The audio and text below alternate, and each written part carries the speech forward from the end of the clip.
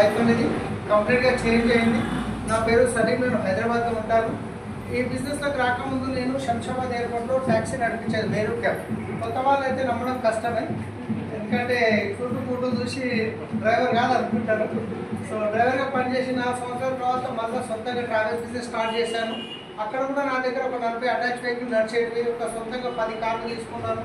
Call centre ఉండే 5 మంది అమ్మాయిలు పనిచేసేది, నెలకి 80,000 నుంచి 1,00,000 రూపాయలు సంపాదించేది. మంచిగా నడుస్తున్న టైంలో హైదరాబాద్లో ఓలా క్యాబ్ అనేది రావడం వల్ల బిజినెస్ కంప్లీట్గా కొలాప్స్ అయిపోయింది. చిన్న చిన్న ట్రావెల్స్ బంద్ అయిపోయినాయి. సో కొన్న 10 కార్లు మళ్ళీ అమ్మేస్తే ఉంటా 24 లక్షల్లో అప్పులు వెళ్ళిపోయాను. సో నెలకు 70,000 ఇంట్రెస్ట్ కట్టాలి, ఏం చేయాలో అర్థమవుతలేదు, అప్పులలో బాధలు ఎక్కువైపోయినాయి.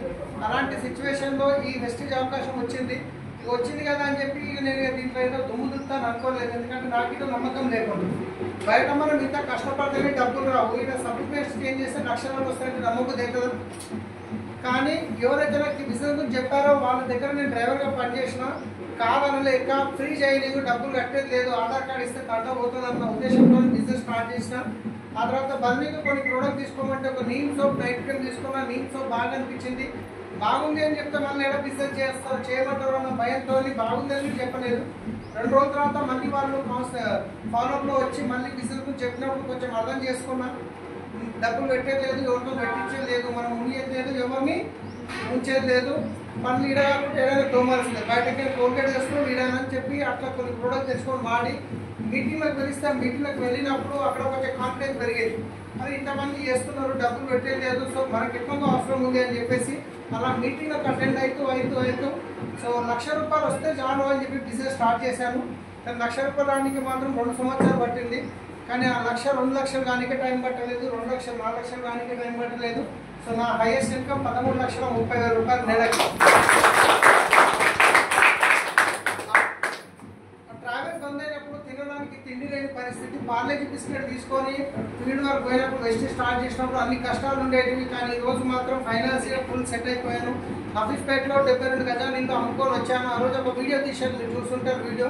కానీ ఈరోజు 1,60 లక్షలు పెట్టి ఒక మంచి గేటెడ్ కమ్యూనిటీలో ఇల్లు తీసుకున్నాను.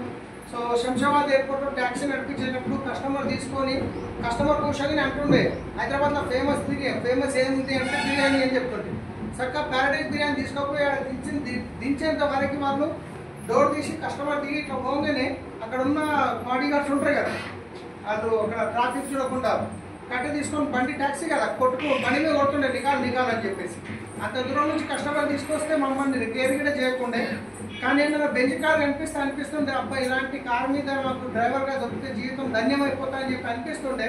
కానీ అలాంటి బెంచ్ కార్ 75 లక్షలది బయట కొన్న నా దగ్గరనే ఉంది.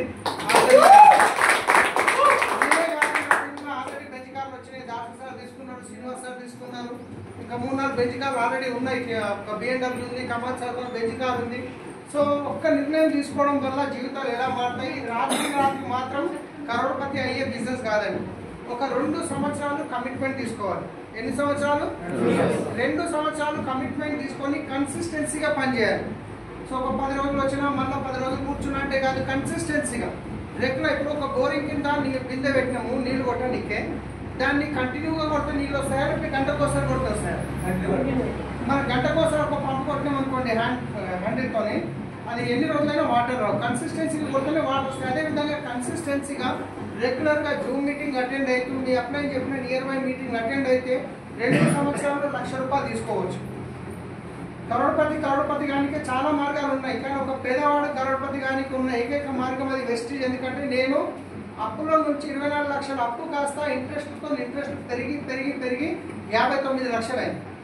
59 లక్షలు పే చేసిన, ఇల్లు తీసుకున్నా, కార్ తీసుకున్నా, మా వైఫ్ బంగారం పోయినుండే మన కొత్త బంగారం తీసుకున్నాము.